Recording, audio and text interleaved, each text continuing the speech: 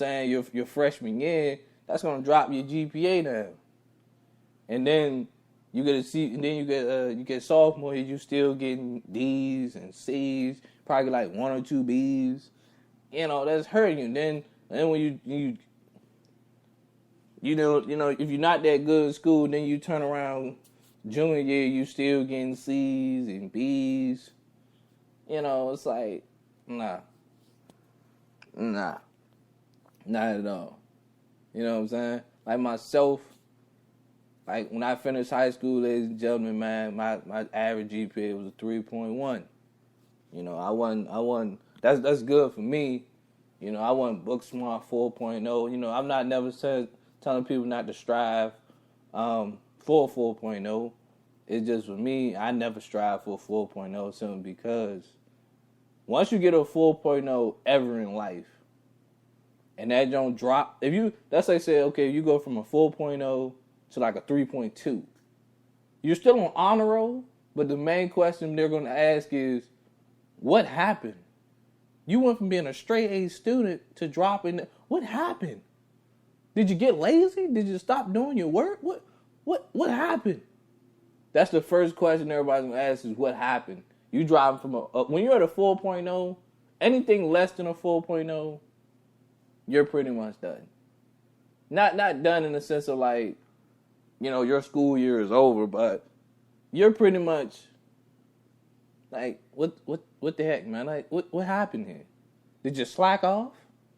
Do we need to give you extra programs or something? Like, that's exactly how they feel. Because you went from a 4.0 to a 3.2.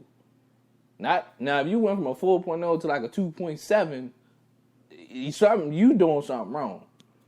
I don't know. It's never nothing wrong with being smart, guys. I say strive to be the best you can be. You feel what I'm saying? You get that 4.0, man. Getting them AP classes, getting them IB classes. Me personally, I didn't take AP and IB classes because, one, they get homework during the summertime. I didn't do homework in the summertime. But they begin stacks and stacks. And it's not saying like I'm underachieved myself, but, you know, just getting AP classes wasn't really, you know, being a person of not, you go to school because you have to, not because you want to. You know what I'm saying? So me already being in there, you know, and then I gotta take these classes that's giving like these Harry Potter book type homework assignments. I'm like, bro, what? She expect me to do all this? Like, he really expect me to do all this? Like, you be like, nah, that's too much work right there. Nah, hold that thought.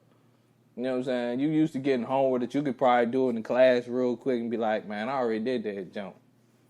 Or you do it in your next class, be like, man, I already did that jump, man. I ain't tripping on that. You do the jump, you do it in the class before the teacher even get there. You be like, hey, bro, what's the answer? All right. I appreciate it, brother. Appreciate it.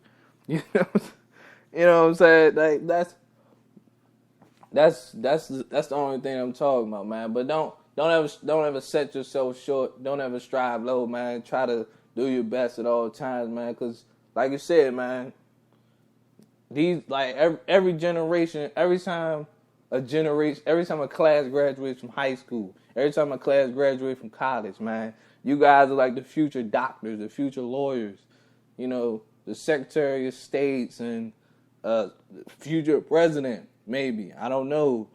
You know, if you guys are playing sports, you guys are the future people of the NBA, the NFL.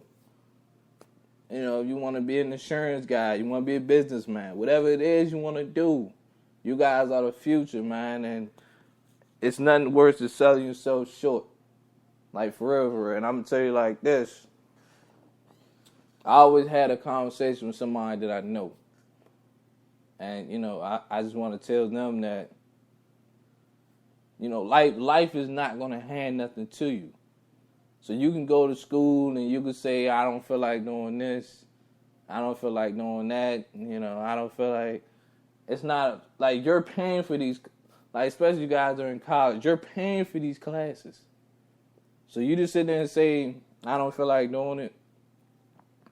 You know, forget this class, forget this assignment.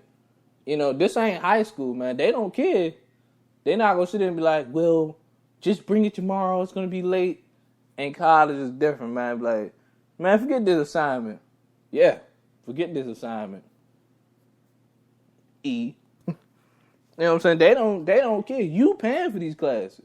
They getting paid to teach you, but you're paying for these classes. So if you want to sit in class all day and don't do any work, that's fine. They be like, well, anyway, the show goes on. You know, I hope you want to repeat. I hope you want to repeat this class or something. If not, then you probably don't want to graduate. God bless you, brother. I'll see you guys next week for the pop quiz.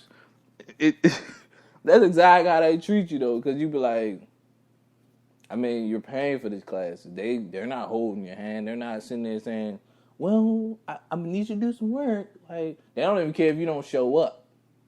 You know what I'm saying? Like, it ain't like the teachers, it ain't like the high school teachers that will be like, oh, he didn't show up for 3 days. Nah, they just mark you for 3 days. I think in college it's a little different. Once you miss like 2 or 3 classes, they take you out there, Jones, just keep it moving.